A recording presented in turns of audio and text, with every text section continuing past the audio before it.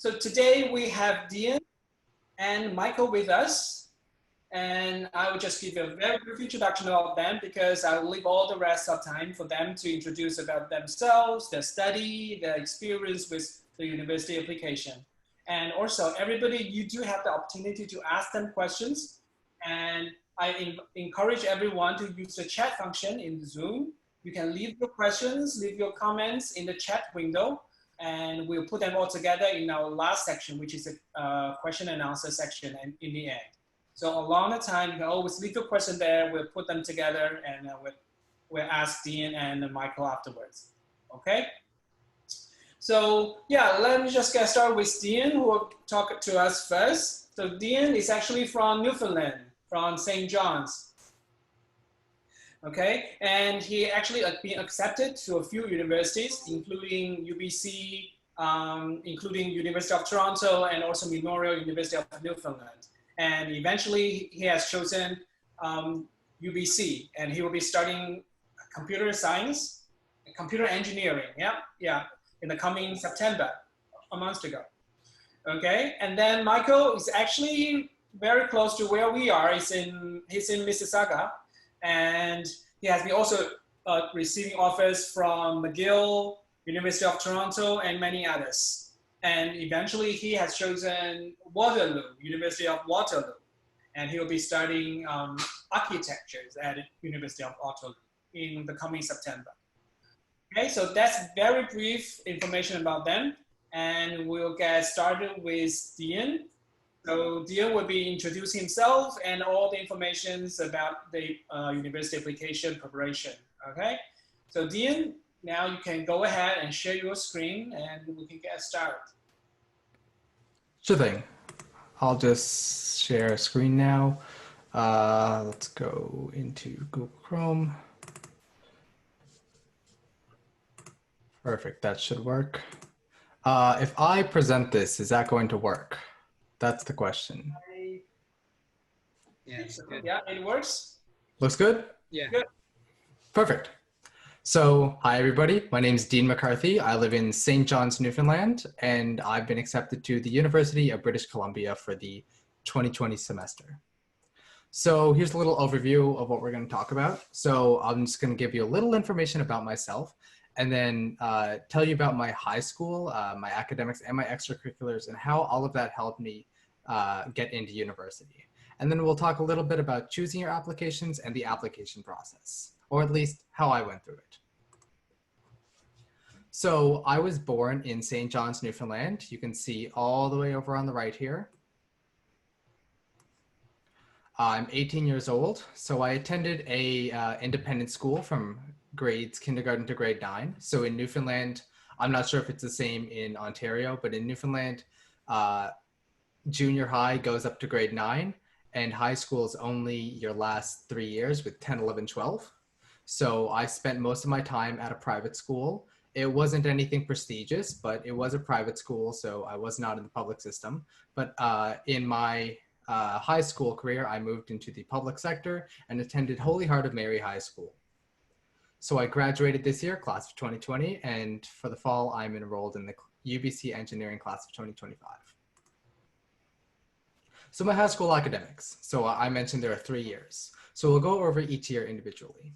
In my grade 10 year, I took as many courses as I could. I took 4 science courses, which is the most I could have taken. Most people only take 1 to 3, but since I had an extra course coming from a private school, I was allowed to take 4 science courses, and I did not take any electives that year. So that year I just decided I'm going to hunker down and get everything done as soon as I can.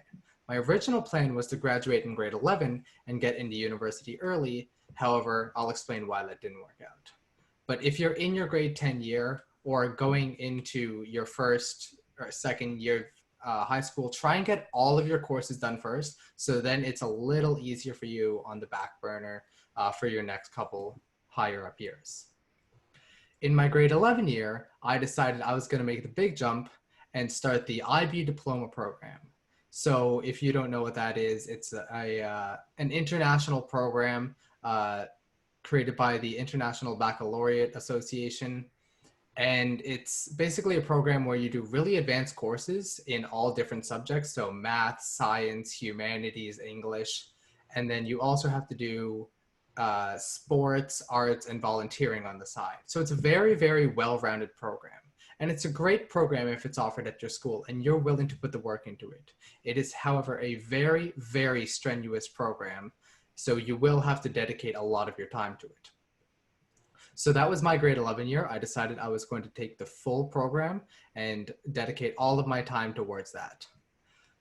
Towards the spring break in my grade 11 year, I had decided that this program really wasn't for me. I really enjoyed all of the knowledge from it and everything I learned from it, but I wasn't ready to dedicate all of that time, and I didn't feel like it was needed for my course in university.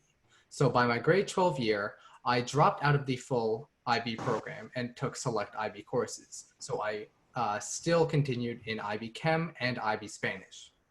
So in my grade 12 year, because I took all of my hard courses in grade 10 and 11, I was allowed to relax. And that has really helped me, especially during this quarantine.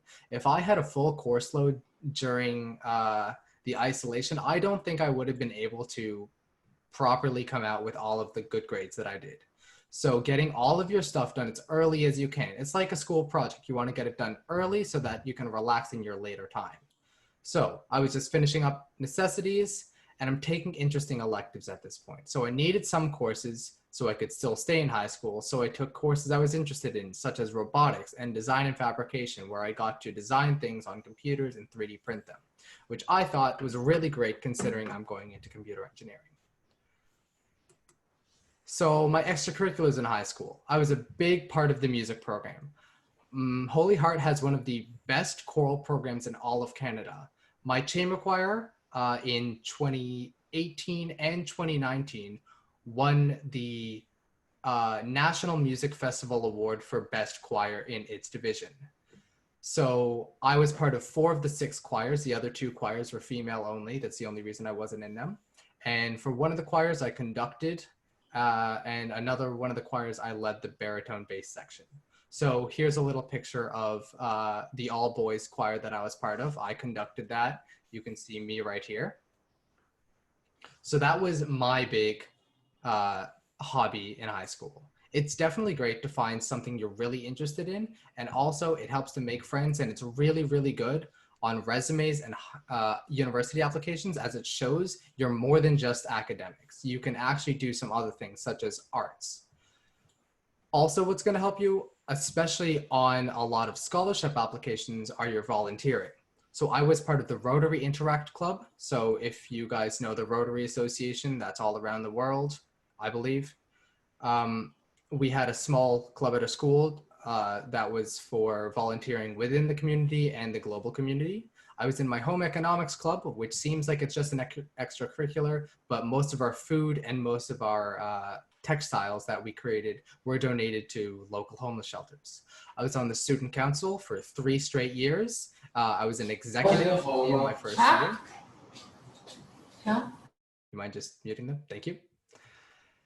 And so I was really, really involved in the school, and I was on the Integrate Committee. So that's a thing that's specific to our school, but that's where a few of us would go into the grade 9 classes that were coming up and basically give this presentation and just show them what they're going to expect in high school. They already got presentations from teachers, but sometimes it's a lot better hearing the opinion from a student. And then in terms of involvement, I was also in the Duke of Edinburgh program. I am recently finishing up my gold award. I achieved bronze and silver in my last few years. So now I'm at the final stage. And I was also part of the STEM club, where we had discussions on STEM related topics every Tuesday. So all of this is just to say, you want more in your high school experience than just academics. Yes, high school is great for academics, especially if you're at a really good school with a lot of programs, but it becomes complacent and boring if you do not branch yourself out and get involved. That's the one thing I tell all of the grade 9 students that are coming up, is the best thing to do in high school is to get involved in extracurriculars. It not only beefs up your resume, beefs up your application to university, but also gives you a better quality of life as you have really, really solid friends that you'll remember for the rest of your life, as well as the fact that you're not just stuck 24/7 studying. It gives you a break. As much as studying is important, you need to have a good balance in life, and extracurriculars, especially in high school, do a really good job of that. So with all of this, my grade 12 year in the fall semester consisted a lot of me choosing universities.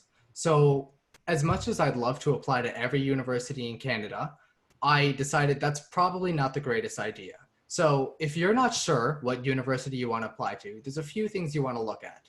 So the big things are your location, your program, and your financing. So firstly, your location. Oh, excuse me.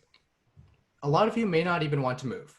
I was intending on attending Memorial University of Newfoundland. That's right in my hometown. It's about a 20-minute walk from my house. I would not have to move. I could live at home and I would be pretty safe. So if you would like to stay at home, then you want to look at your universities around you. But if you are willing to make a move, say as I'm doing all the way to UBC, you want to look at other provinces and possibly even other countries. But still, once you decide, maybe there's a few different universities within driving distance from your house. You want to look at your programs as well. So a good idea is to determine the discipline you want to study. So I knew I was going into engineering for the last few years. I wasn't really sure if I was going into chemical engineering or computer engineering. And that kind of helped me in choosing UBC because my local university, Memorial, doesn't actually have a chemical engineering program. It has a process engineering program, which is similar, but not entirely the same. So I was more leaning to UBC in general. But there's no use in applying to a university that doesn't have a program you want. Say you really, really want to study architecture, but you're applying to a university that doesn't have architecture, you're not going to enjoy your time there. And your program's not going to help you fulfill what you want to do in life. So it'll shorten a lot of your time if you find the universities that are within the right location and have the right program. And lastly, you do want to check out financing. So a lot of universities are very expensive, especially those south of the border in the United States. If you're coming from international, you can be paying up to $75,000, $100,000 every single year for your education. If you're not prepared to pay that, or you are not prepared to go into severe student debt, then you may want to stay completely away from those. There are some amazing universities in America, do not get me wrong, but I did not apply to any of them because I knew the financing would be so hard on me and I would be going into a lot of debt that I'm not sure if I could pay out in this economy. I did not feel comfortable losing all of this money and losing all of this credit. So I decided I'm going to stay in Canada where I receive Canada national pricing, as well as the fact that Canadian universities generally have a cheaper tuition than American. So with these three, you can determine a few universities. You're going to want to finish between 1 and 5 universities. Having one university is a bit risky as you may not get accepted, and any more than 5 is generally excessive, as I'll explain in the next part. Sometimes applying for universities can be pretty strenuous. So you should have around 1 to 5, somewhere in the middle, unless you are very certain on your decision and you are sure that you will receive acceptance. For instance, if I applied to Memorial University, I know the acceptance rates are extremely high for someone with my grades. I knew I would get into Memorial Engineering, and if I wasn't looking to branch out, I would have only applied to Memorial and knew I would have gotten it. But if you're not really sure, you should have some options. And now for the application process itself, every different university has a different application. However, most of them tend to have the same thing. So all applications are going to ask for your personal info because they need to know who you are, your academic history because they all have their grades or their grade boundaries. You can't be any lower.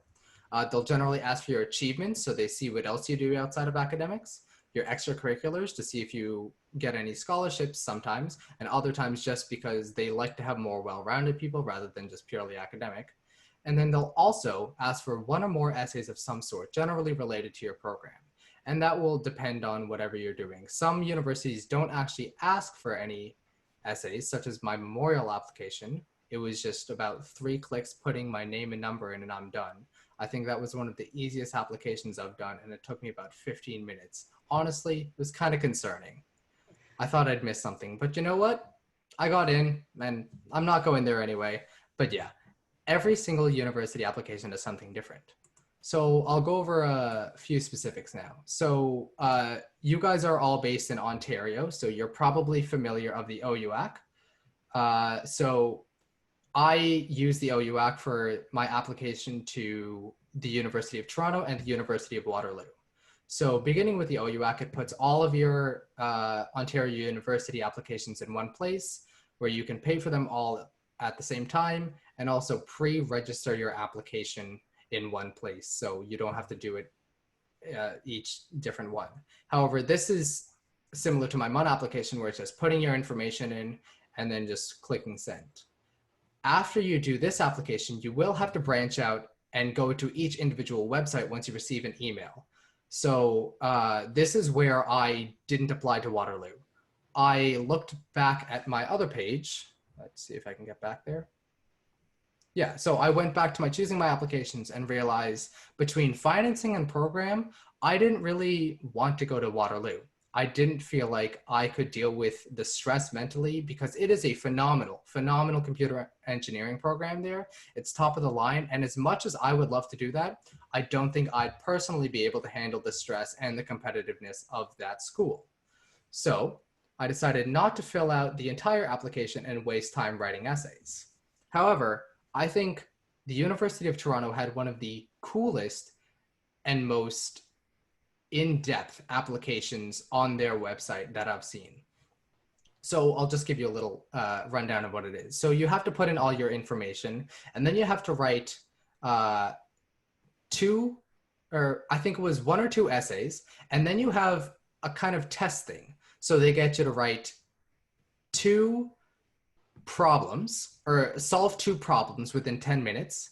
And then you have to record yourself solving another 2 problems in a face-to-face video format.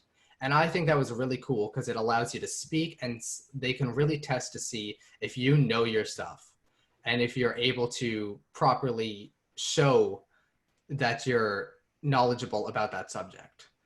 Now, I was accepted into the University of Toronto's engineering program, and I was really excited about that, but I was also accepted on June 23rd, which was a month and a half after I had to accept my acceptance to the University of British Columbia. So they came to me way after, and I decided it's not worth my time if they don't think I'm worth their time to get in time. Let me reword that.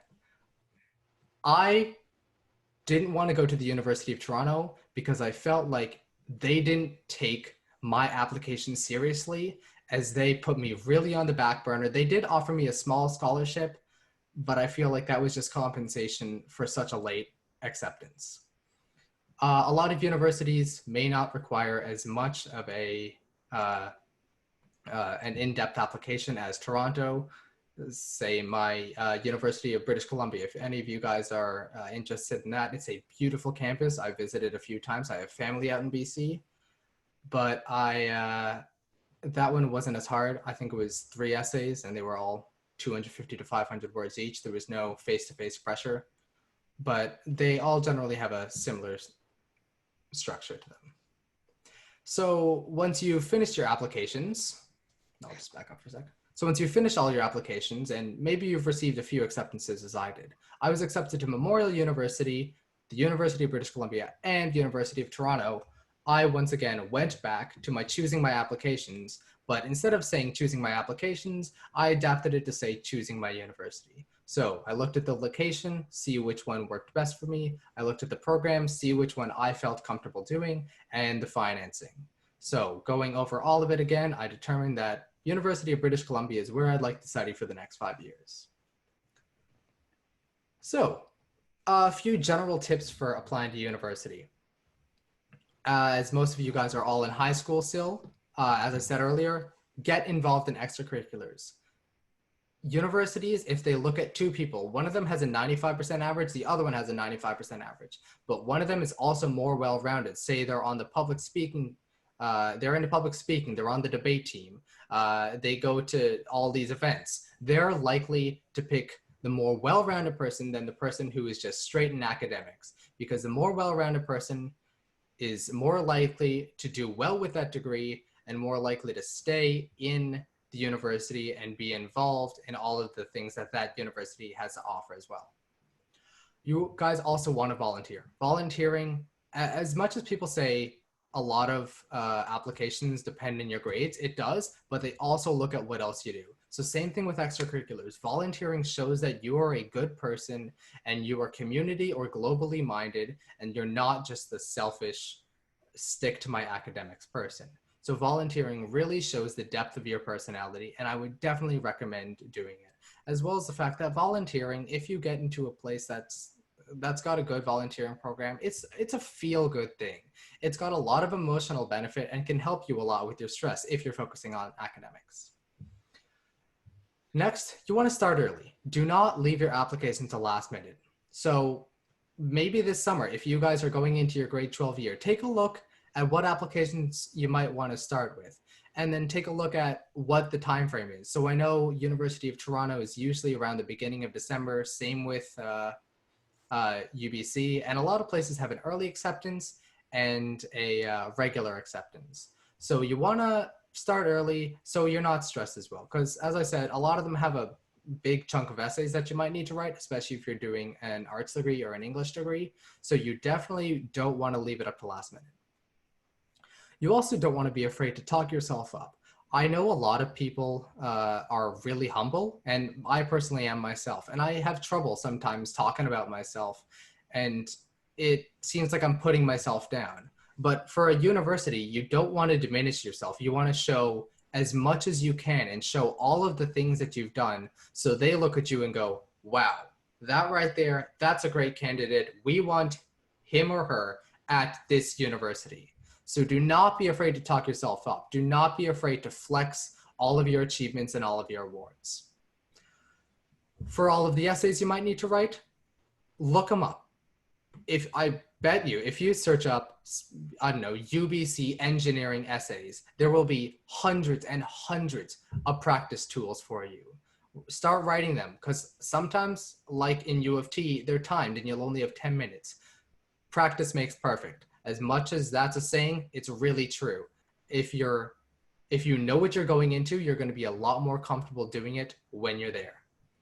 And then if you're not timed, take a step back and take time to look everything over. You want this application to look as good as possible, so look for grammar errors. Use Grammarly if you have it. Take your time and make sure everything is perfect, because you don't want one messed up application to ruin your chances at your dream university. And yeah, good luck with applying. Thank you. Okay, wow, that's a lot. Yeah. Actually, I just have a question. You were saying that U of T was taking too long to respond to you. Is that right? Is that okay? Yeah, How long was the wait?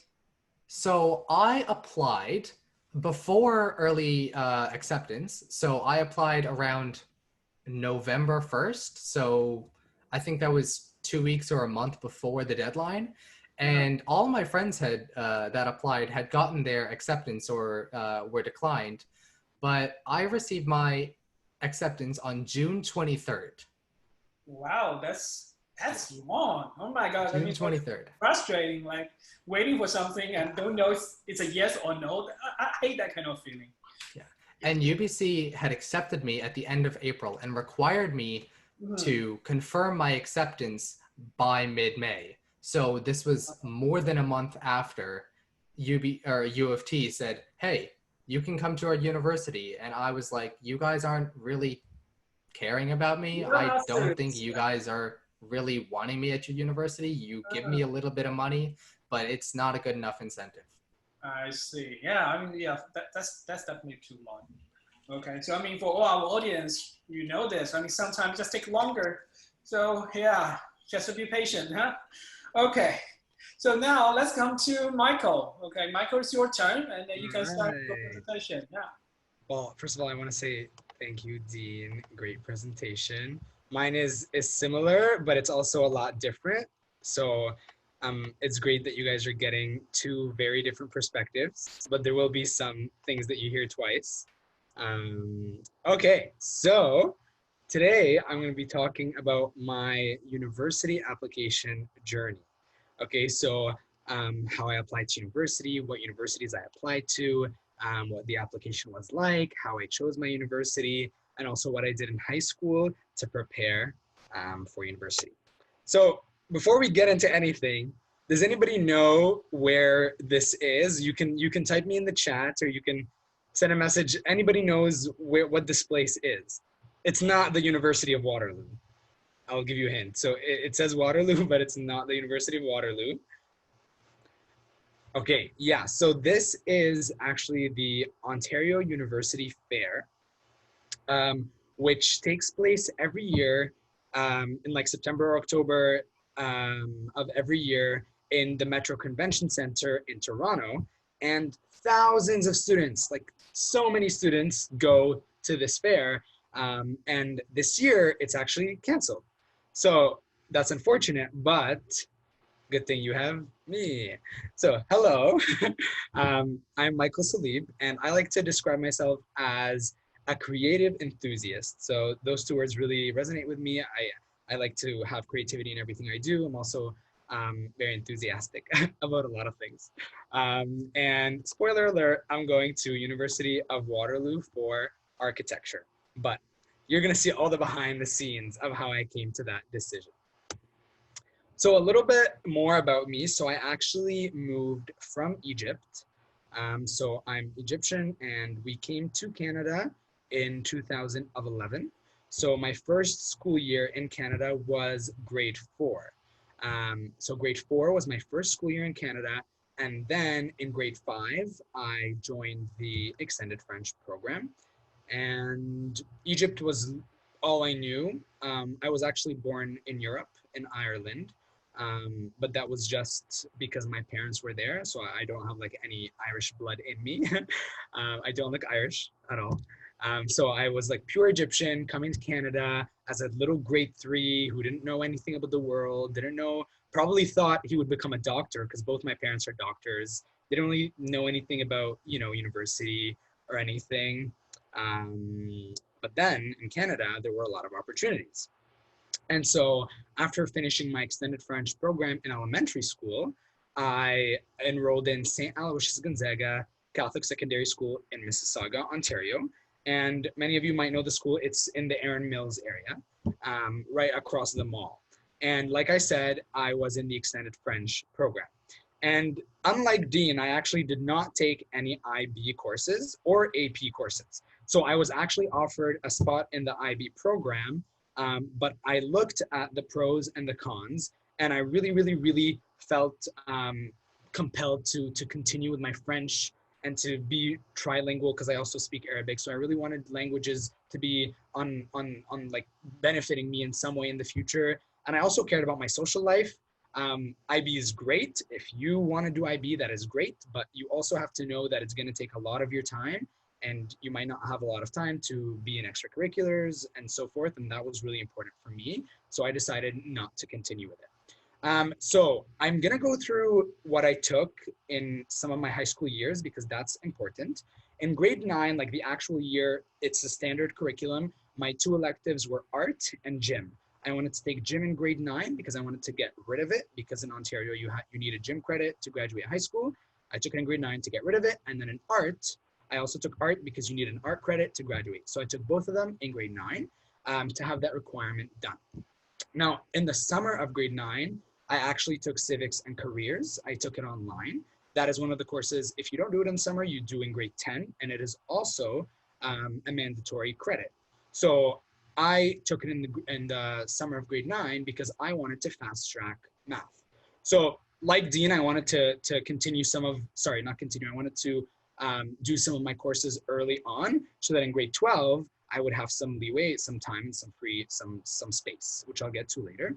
So in grade 10, I took all the mandatory courses.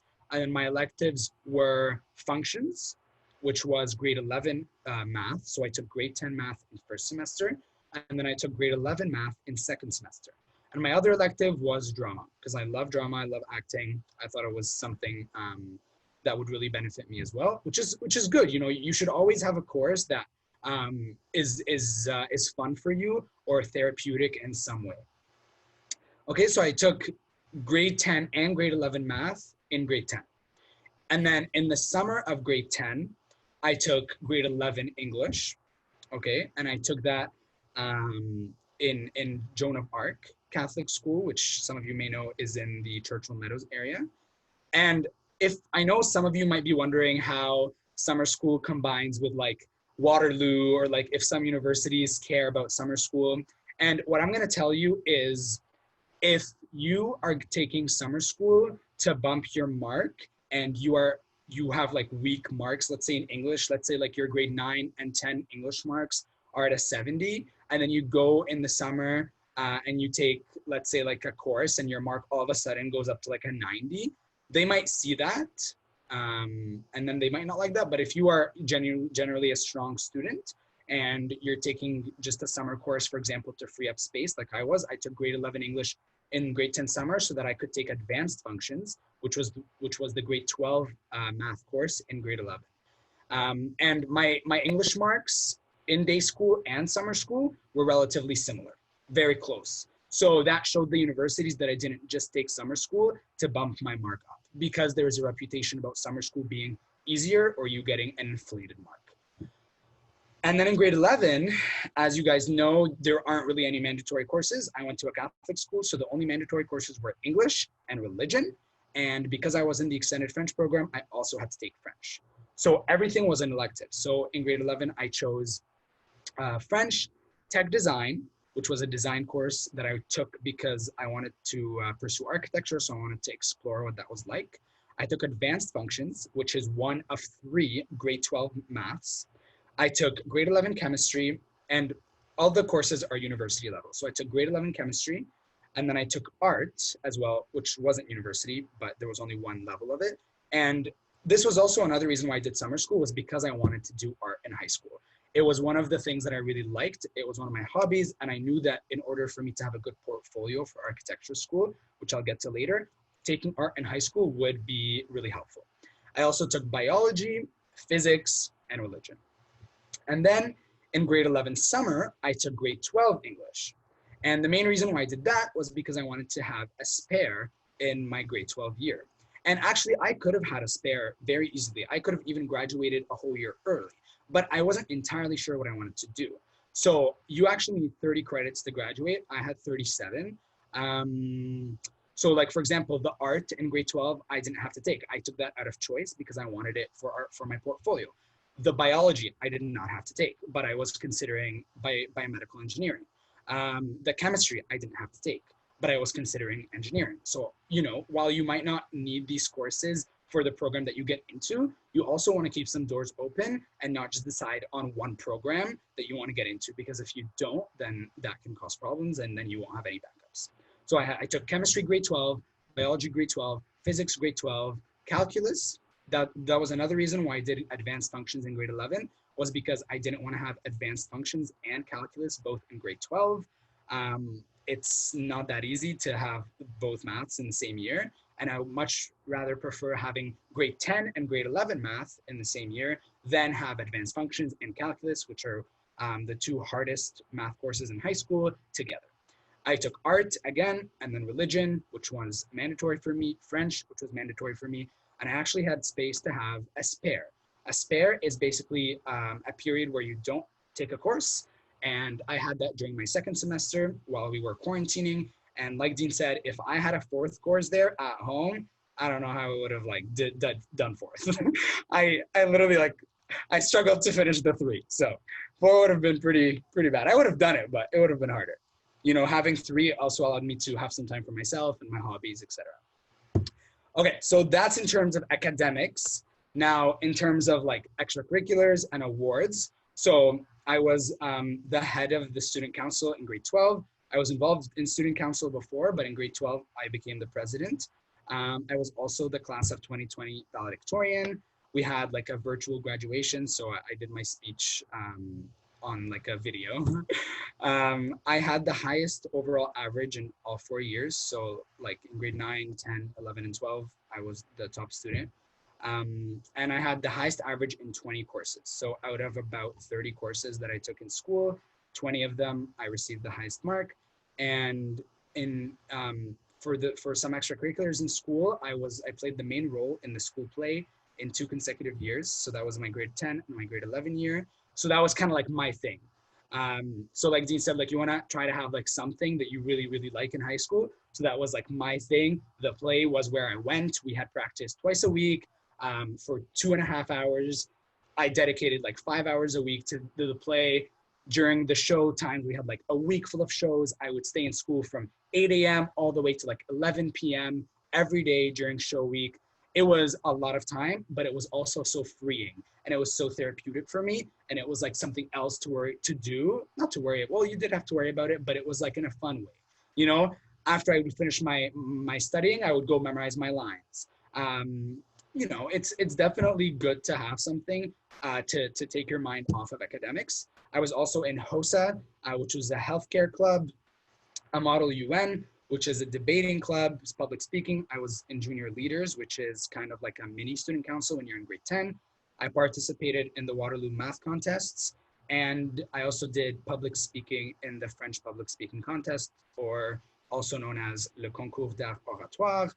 And I was involved in that every year. So that was like also my other thing. So my main 2 things were like play, French speaking, and then the head of student council in grade 12. Now, if you are anything like me and you like that many things, you are going to be confused. Okay? I was interested in a lot of different things. Like I was in healthcare clubs, that's like medicine. I was in like debating, that's kind of like public speaking, law, politicians, blah, blah, blah. I was in math. I loved math. I loved calculus. I was also taking so much art. I loved art. And I took drama 1 year and I was in the play 2 years. So I loved acting. And then I was like, oh, no. Like grade 12 is here and I have to decide. So here's a list of some careers I was exploring, careers I was interested in. I was actually considering being an artist. Like I was going to apply to fine arts. There was artist. Okay. I was considering being a landscape architect. I was considering being an engineer. I was considering being an interior designer. I was considering being a teacher. I wanted to be a scientist. I loved chemistry. I was like, I could go into a chemistry lab every day, put my robe on, do some experiments. I would be satisfied. I wanted to be an architect. I was like, architecture will mix my love for academics and art. And there was also the option of being an actor. And I was like, I don't know what I'm doing. Okay. So I started to narrow it down. So first we took out artists. As much as I loved art, I knew it wasn't something that I wanted to do full time. I really appreciated it as a hobby and as something on the side. And then we took out, which one was that? Okay, teacher. I was gonna actually apply to a concurrent program at Queen's, which is like half teaching, half the degree that you want. But I was actually tutoring somebody. I had a job as a tutor and I realized I like that job, but I don't see myself like teaching or tutoring as full-time thing. So I was like, okay, not really down for that. If I want to, I could always do it in the future after a degree. It wasn't something that I had to do right now. And then I cut out actor. Acting was also something that I liked. By cutting it out right now, that's not me completely taking it out of my life. Who knows, in the future, maybe I'll be, you know, in a film somewhere here or there. And also like in my community and in my faith community, we do a lot of like acting and plays and stuff. And that was something that I could still be involved in, even if I wasn't pursuing it academically. So when you're eliminating choices, you want to make sure that you still have ways of like pursuing those things that you love, even if it's not through a degree. For you, it may be for a degree. Like if you want to go study acting and that's what you want to dedicate your life to, there's nothing wrong with that. You just have to make sure you like it enough to do that. Okay, so then I was left with, and then I also eliminated scientist because I was like, I might be, you know, I still want to have some of the art in what I was doing. So then I was left with 4 things. I was left with architecture, landscape architecture, engineering, and interior design. And these 4 things are really what dictated what I applied to. So applications. I'm actually going to share with you exactly what programs I applied to. I may have gone over Dean's 1 to 5 rule and exactly what I had to do for the programs and where I got in, where I didn't get in, and how I chose Waterloo Architecture. So this is the criteria that I used when I applied to university. First thing, the interest in program. This is common sense, right? I had 4 things that I was interested in. I wasn't going to go apply to health science, right? That's something that I knew I didn't want to do. So don't apply to programs that you know you don't want to pursue. That's a waste of money. So you're going to apply to programs that you're interested in, of course. Number 2, variety of programs.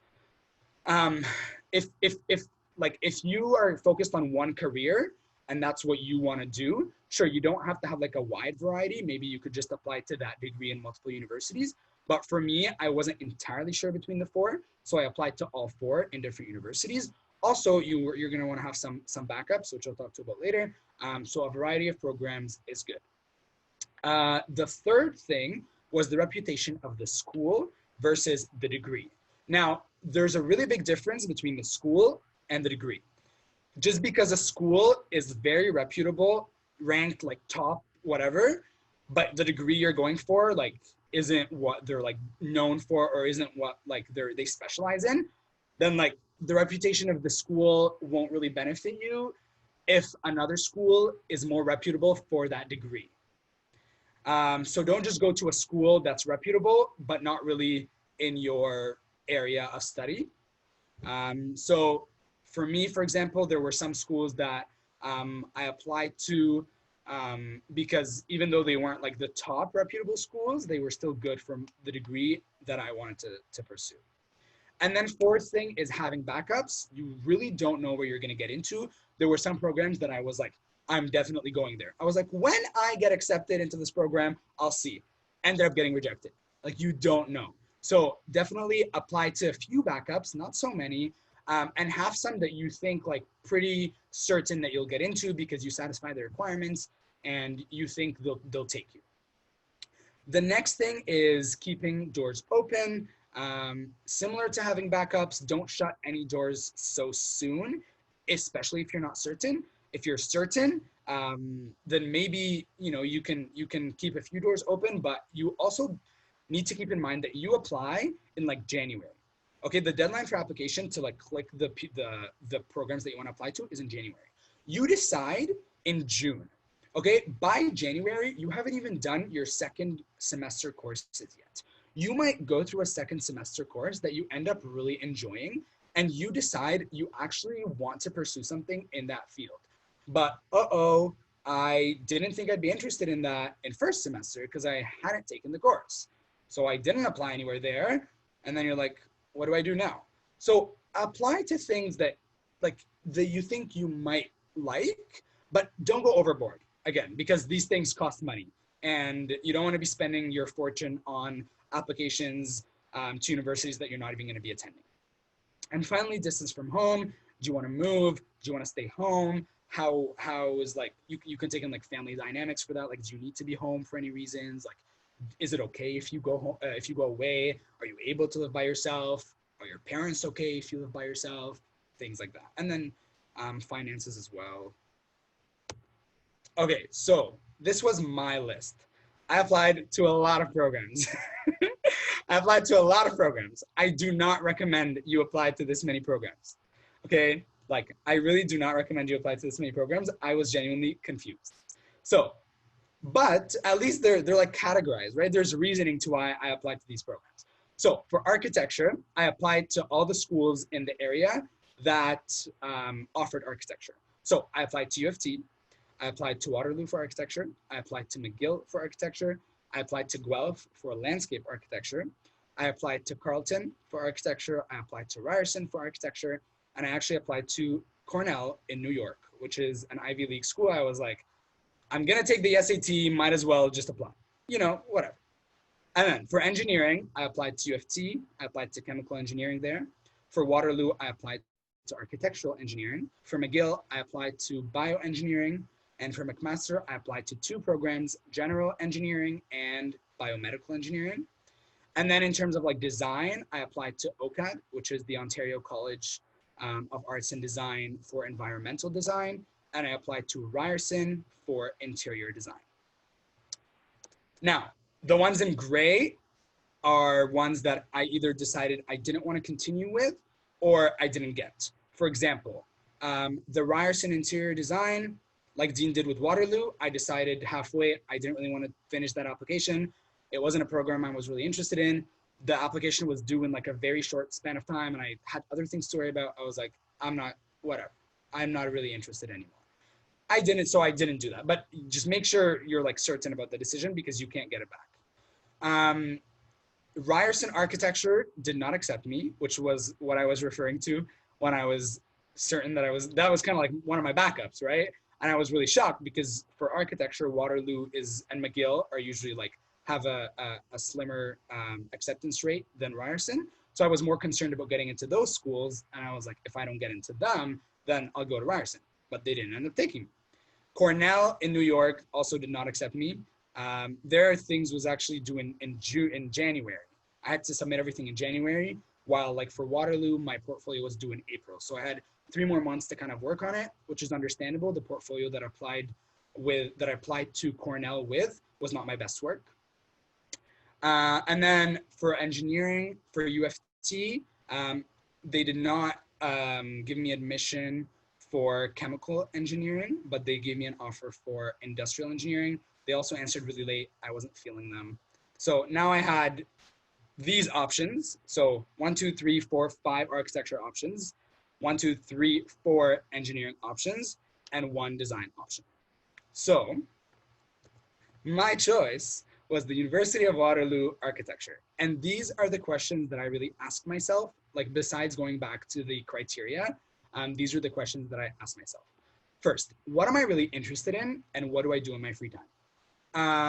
This was what really helped me decide, like, do I want engineering or do I want architecture? And I found that in my free time, I always resorted to like the creative side of my brain. I would always watch like videos or like episodes on Netflix about like really cool homes or like really cool places. And during my free time, I always did art. I sketched.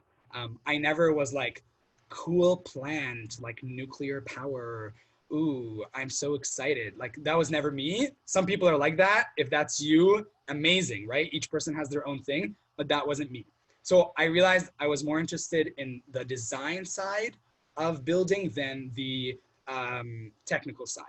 And then I asked myself, can I imagine myself working this job? Do I see myself as an architect? I researched what architects do. I met with an architect. I interviewed him. I asked him a bunch of questions, and then I was like, do I see myself doing this job?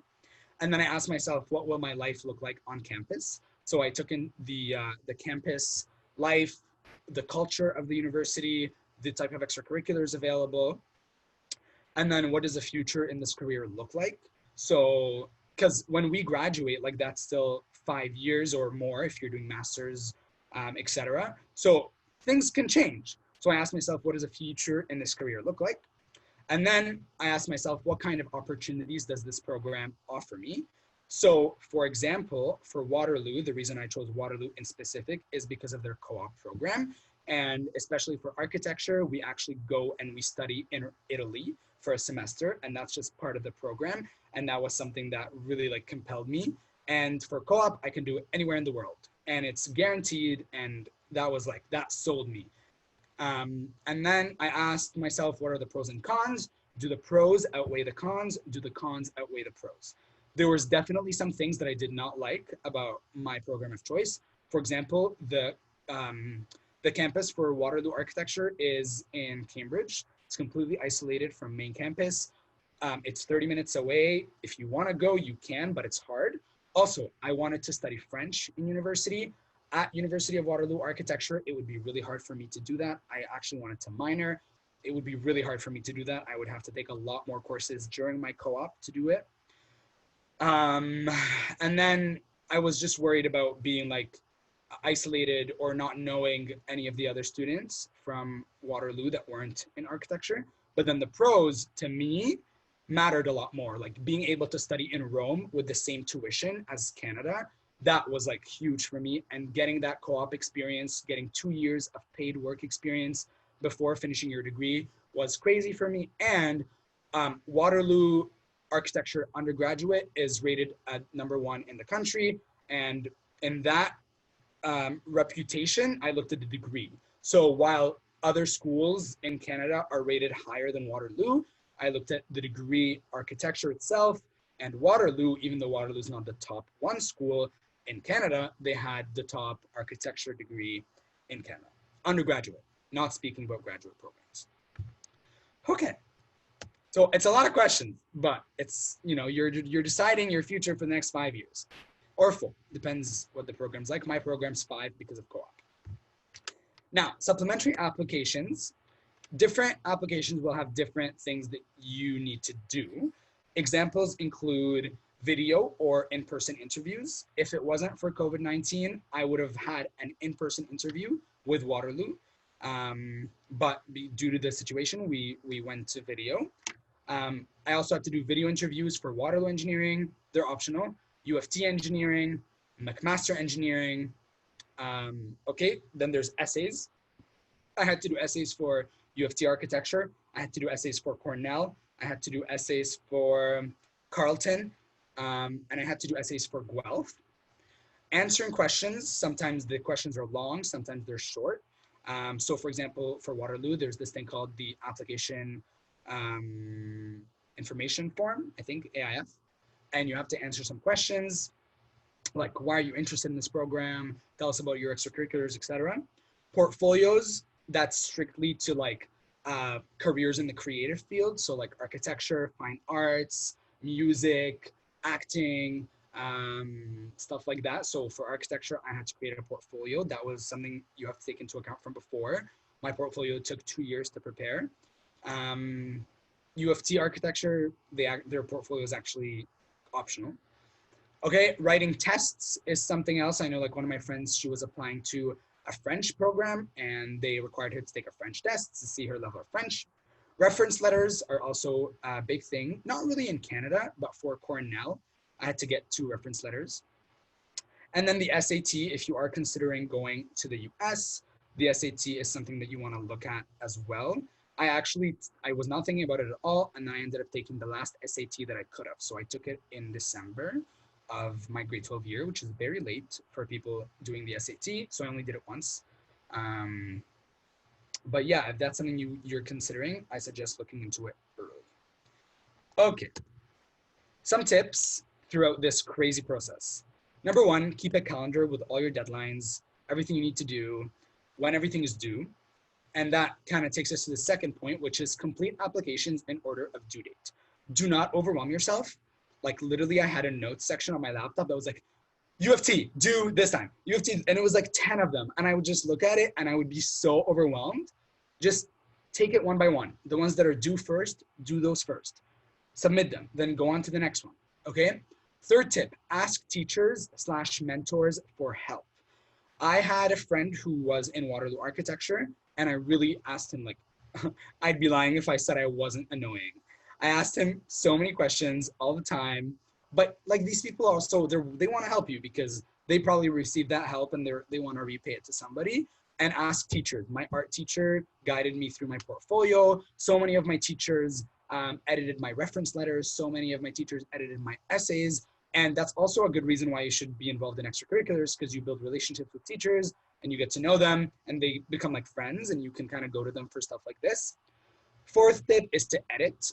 Don't settle. Don't like, if your thing is doing like 2 weeks and it's like 12 a.m. right now and you finished your essay, you're probably not in the right state of mind to submit. Just wait. Just wait.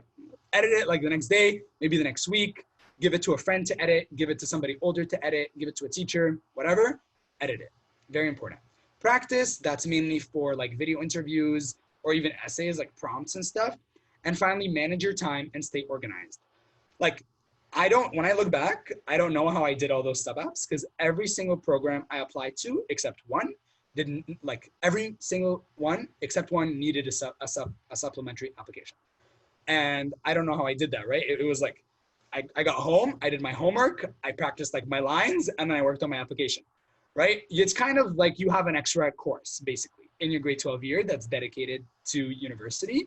But if you manage your time, you stay organized, and you don't procrastinate, you'll be golden. Very good. Okay. And then also remember that there's approximately 190,606 grade 12 students in Ontario only. And they all are going through the same thing. You're not alone. You're allowed to ask for help. You're in this with a bunch of other people. And something else that I want you to remember is that the decision you make now does not determine your whole life. So what program you go into right now does not determine your whole life. Like, sure, I'm going to architecture right now. I don't even know if I'm going to be an architect. Like, so many people do something different after architecture undergrad. I have a friend who's going into film school. There's people that do set design. You can apply to med school, for goodness sake, after architecture, if you really wanted to, okay? Or I could work for an architect for like 20 years and then change my career, or an opportunity comes and boom, I'm an actor, or boom, I'm a motivational speaker. Like, the decision you make right now does not determine your whole life. I know that's hard because like we want to choose something, we want to stay in it, we don't want to change, but change can be good. All right, so that's all I have for you today. Thank you very much. I know we're gonna have a little Q&A session, but if we don't get to your questions, feel free to email me at michaelsalib.28@gmail.com, and I'll be more than happy to answer your questions. Thank you very much. I know that was a little long, but I got everything that I wanted to say. Thank you, Michael. Oh my God.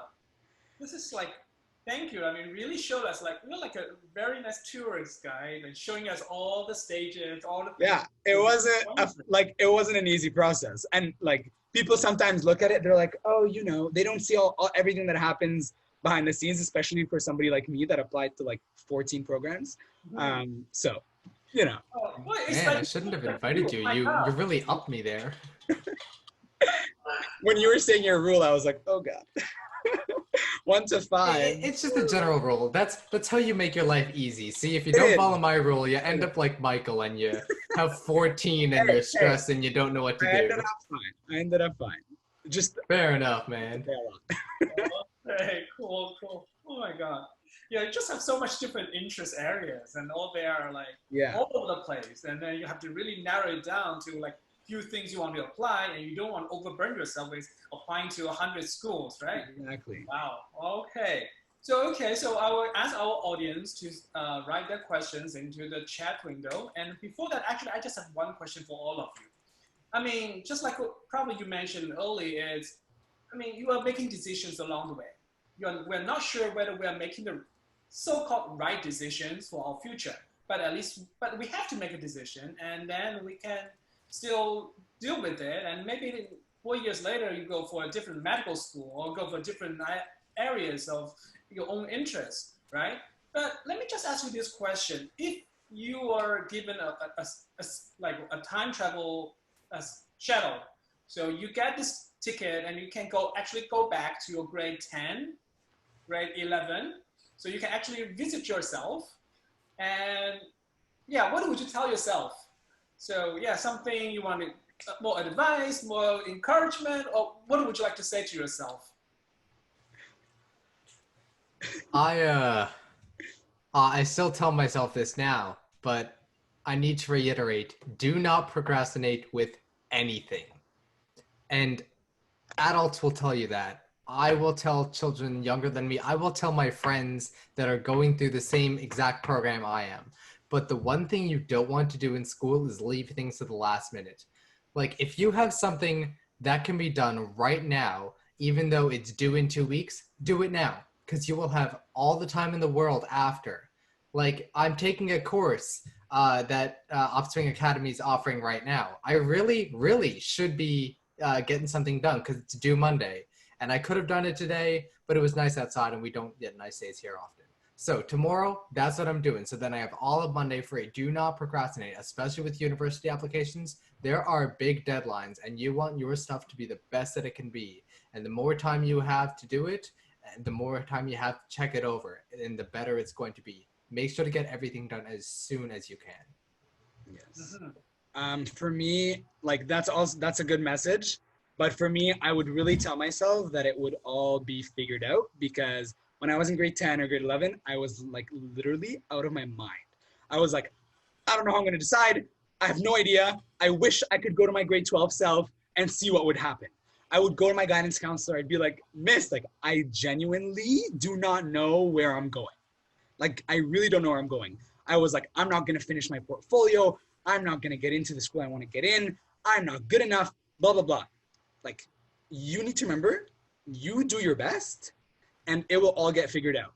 It will all get figured out at the end of the day. Even with like projects, there were projects in school that like I had a project once that literally like destroyed my mental state for like a month. I did not talk to people. I was so sad all the time.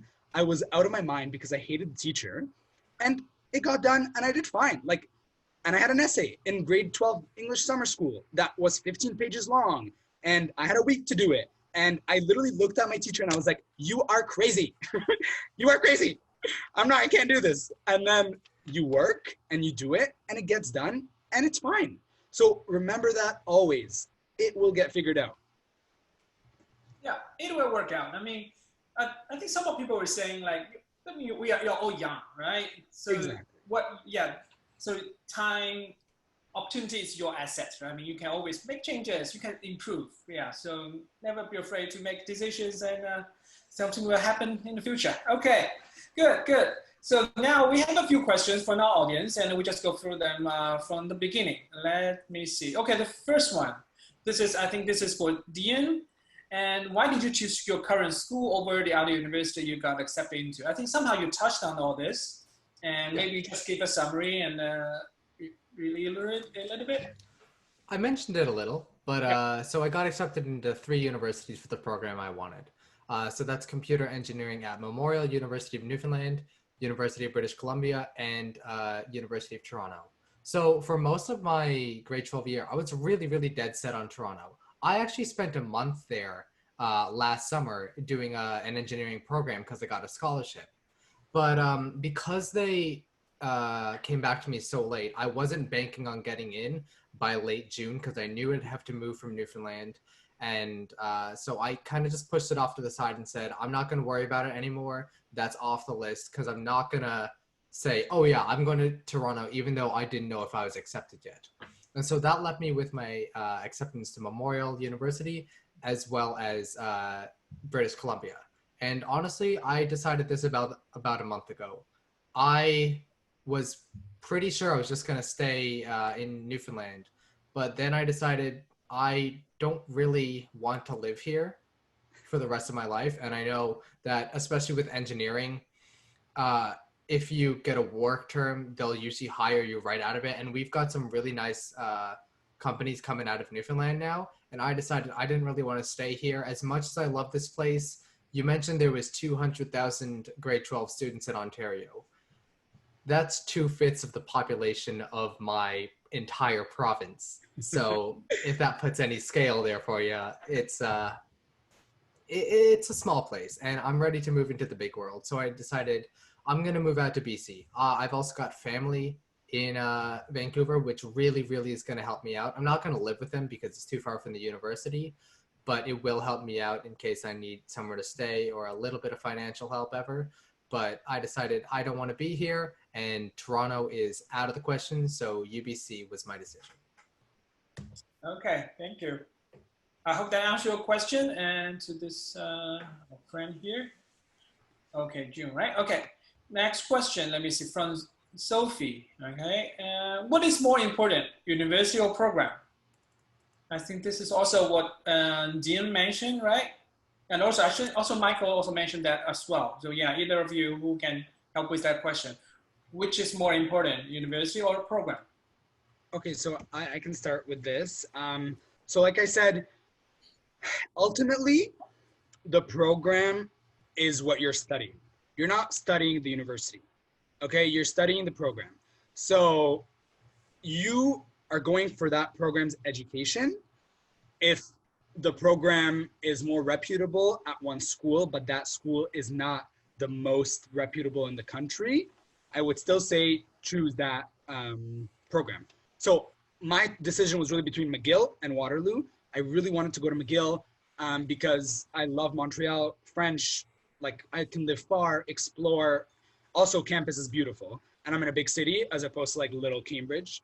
But Waterloo's architecture program was more reputable and had better opportunities for me.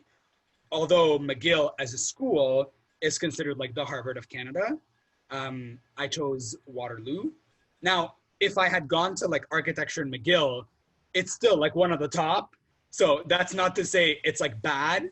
Like at the end of the day, like what matters more than the university and more than the program is your drive. So even if you go to a program that's not that reputable, you can still make something of yourself. But when choosing between the two, I would say the program because you're studying the program, you're not studying the university. Yeah, thank you. So Dean, you got anything to add to that? Yeah, so I definitely think the same as well. And it might even boil down to like sub-programs. So I know Memorial University, their engineering program actually gets a lot of funding because we have a lot of oil rigs offshore. So companies like ExxonMobil and Husky funnel a lot of money and fund the engineering program. But most of that goes into process and civil engineering. So it can help with the oil industry. Our engineering program is actually like comparable to some of the bigger ones for a city so small. But our computer engineering program, because it didn't get all that funding, even though engineering was great, the computer engineering program was definitely suffering because it wasn't as big of a priority for Exxon and Husky and all those oil companies. So I would definitely say, yeah, the university definitely makes a difference, but you do want to look at your program and your sub-program. Universities, I know UBC is a phenomenal university, but I looked at it because of the program. Their computer engineering program is, I think, second best in the country, second only to University of Toronto, or maybe Waterloo falls in there somewhere. But and in comparison, Memorial University isn't one of the best schools in the country, but our engineering program is one of the highest. So the difference between university and the program, it's really big. And you always want to be looking at your program because the university, sometimes you're not going to even be like really interacting with it. Sometimes you're just going to be stuck in the program on those days and semesters where you just got to study. And really, you go to university for a degree. That's what it's all coming down to. And the degree comes from the program, not from the university itself. Yeah, thank you. I like what you just said, both of you. Yeah, you're studying the program, not really the university. And also, I think that's important is because eventually you're going out of school and you're looking at your job, career development, and it's what actually that program gives you all the drive for the future career success. And I think for us, for you, all of you students who are preparing for university, is really think about what you really want to do and how that particular program can help you to achieve your goal. So that's what really is all about. Yeah, thank you, Dad. Okay, let's move on to the next question. So it's also from Sophie, and it's about the reference letter. How about the reference letters from teachers, employers, or camp leaders? So I think Michael mentioned that actually US is really high on that. Also, Tim mentioned on all the reference, you need a minimum of 2 reference. I think probably one of them. Like on the application. So I think this question came in like during Dean's talk. So like, and I kind of answered it during mine. Like you don't need it unless they ask. It's not something that a lot of people need. It's actually more like for scholarships. When you apply for scholarships. So actually, you should, like, while you're in grade 12, ask your teacher for a reference letter, one that you like, one that knows you well, even if you don't really like need one for your programs, because it could come in handy like for a lot of different reasons. And you can always just like change like, oh, I think this person would be a great candidate for blank. You could literally put whatever in there, like a scholarship, a university program, a job, like. Okay, let's move on to the next one. This is from Spring Fool. What if you don't know if you can get into this university one? Would you suggest apply for more or less? So this that was a little tip I gave that unless you're really, really sure you want to have options. And that's why you want to have your options. Say you're really going for this big university and you're not sure you don't want to get in, you don't want to put all of your eggs in that one basket. So having those options is definitely a good thing. But that I also mentioned, you don't want to have too many options, because if you have too many, then you might end up writing 20 essays in a span of 2 months. The university folder on my computer is like 30 documents. Yeah, that's why I took my preliminary steps, because I was actually thinking of going into music school too, because I'm super big into the choral program. And then that was one of my first things that I realized, yeah, no, I'm going to cut that out so I don't even have to bother applying, because then I'd have to go do an in-person vocal interview as well. And my vocal cords aren't good enough for that. So yeah, you want to have some options if you're not really sure. So try and apply for more, but keep it at a good balance. I'll add, just like when they asked, would you suggest applying to more or less? Like, at the end of the day, it's a lot of money, but you're investing in your education. And personally, I think it would be better for you to have more options than have no options at all. So apply to, like, it's better to apply to a few more, but don't go crazy. Mm-hmm. Yeah, I can see that. I think Michael, you're already crazy with all your choice and your roadmaps, your mappings of all the interests. And oh my God, that's already driving me crazy. Yeah, I had a crazy process. My family are witnesses to that. Okay, let's move on to the next one. This one's from June. Okay, so they actually need your advice. Okay. Okay, do you have any words of encouragement or wisdom for people who are not as outstanding, who has so many interests and so many like chorals and arts and drama? So what would you recommend for those like more like a normal kinds of students? You are not normal. You are outstanding. Everyone in this chat, I don't know any of you. You are all outstanding. I'm 100% sure that each one of you have your own quirk, and you need to use that quirk or go find another one. High school is one of the best places to do that. I was always into music, but choral music wasn't really my forte. I played a lot of guitar and a lot of violin. When I got into high school, I joined the choral program, and then I started conducting choirs. So you don't need to be good at something immediately. High school is one of the best opportunities to get into something and become outstanding. You can become outstanding. You are not just what you are now. There's always room for growth. And I'll add to that as well. Like Dean said, like everybody has their thing. I don't care what it is. Like if you love anime, go start an anime club at your school, okay? And write that. And then that's really impressive. If you love like Pokemon, I'm sure other people at your school love Pokemon, and you can start a club. If you love cooking, start these like weekly cooking sessions.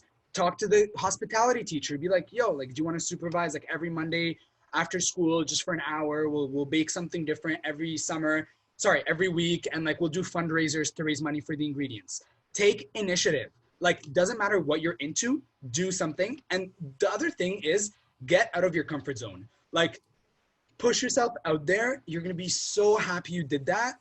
If you leave high school without really like anything to like grasp onto, like, it's okay. There's still post-secondary, but it would be really good for you to do something in high school and take that initiative and get out of your comfort zone. And you can do it. Like, I don't want anybody being like, but like, you guys are like different. No, like, we're like the same as you. Like, really, we're not special in any way. So you got this. Thank you. I think, well, just to our audience, if you missed most part of this talk, I think the last 3 minutes probably is the thing I really want to make sure everybody takes away with you. Thank you. I definitely see both of you can be a good public speaker in that sense. I mean, it's very important. I mean, nobody's ordinary, nobody's common. We are all different in our own ways. We're all outstanding in our own ways, right? And I think what Michael mentioned is really critical for all of our audience. Take the initiative, get out of your comfort zone. High school, like what Dean mentioned, is the place to develop your outstanding areas. find your areas. It can be anything. It can be cooking, can be drama, can be maybe Chinese calligraphy or whatever. So, I mean, those are just something that you can do better than others. There's something you are different from others, right? Yeah, definitely I like that. Thank you for that advice. I hope that answers your question, June, right? Okay, next one from Stephanie. This is to Michael. Have you got a scholarship from Waterloo? That's the question. And what's the criteria for scholarship? Okay, so I got an entrance scholarship from Waterloo. Different grades have different entrance scholarships. Waterloo is not very generous. I'll just say that. If I went to U of T, they would have given me $8,000. At Waterloo, they gave me, it's for 95 plus, it's $2,000, I think, $2,000 for first year. And I'm not sure if that's like renewable or not. I don't know if that's like every year or just first year. But like besides getting a scholarship from your school, there's like so many ways of getting scholarships, like in other ways, like from foundations, from companies. You like literally just look up like scholarships. Like there's so many like resources, Scholarships Canada, Scholarship Tree, 99 scholarships, Wyconic, like so many places that you can go for scholarships. And I suggest doing those. But yeah, like Waterloo for 95 plus, they give $2,000, which isn't like woohoo, but yeah, that's what I got. Okay, thank you for that. And let's see if our audience have any other questions. So, okay, so if there's no more questions, and I would just like to thank you Dean and Michael for taking your time. And actually, it's pretty late for you, Dean, and you still have an assignment due on Monday. So keep so much time with this preparation. It's 11 o'clock here now, so. Yeah, right. Yeah. Okay, so I think my takeaway today is really like what I mentioned just a few minutes early. It's really encouraging. So everybody will have to find anything that we are strong at and something that we are passionate about, and that's really drive our future career or future personal development. And also, I think during Dean's talk, Dean mentioned about in the preparation, in the application, you have to really to speak up, you have to talk up yourself, right? I mean, that's come to the second part. So we have to develop our interests, our specialties, something different, and then we have to really present that well. So getting a good essay, get all the documents ready for the application, and also get the time right and prepare early and look at all your possibilities and filter it down to really look at what really matters to you. So I think that's very interesting journey we just went through with all of our audience here today. So thank you so much, Dean. Thank you so much, Michael, for the sharing.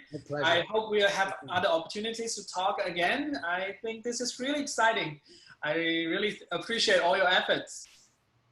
No, thank you. Honestly, thank you for the opportunity, and thanks, Dean. Dean told me about Yeah. it. Thank you. Thanks for having me. Thank you thank you to our audience who take part in our event tonight. And so I'm just sharing so if you are interested in any additional future programs, future webinars and talks, you can always join our WeChat group. So you can scan that QR code and that will lead you to our contacts. So thank you, everybody. And if you're interested in other programs, you always visit Upswing Academy website. And just as Dean mentioned, actually, we're running a very interesting university bridging project, and he's working on it. Yeah, and he has the assignment due Monday, and another big assignment due Friday. Yes, a lot of work. Yeah, so for all our audience, if you're interested, you can always contact me and check with us again. And also next week, we also have another event on Saturday. So stay tuned, check our website and check with our WeChat group often, and I'll keep you posted. Okay. Thank you, Michael. Thank you, Dean. Thanks, Ming. Good night, guys. Bye, everyone. Thank you, everyone else. Have a good night.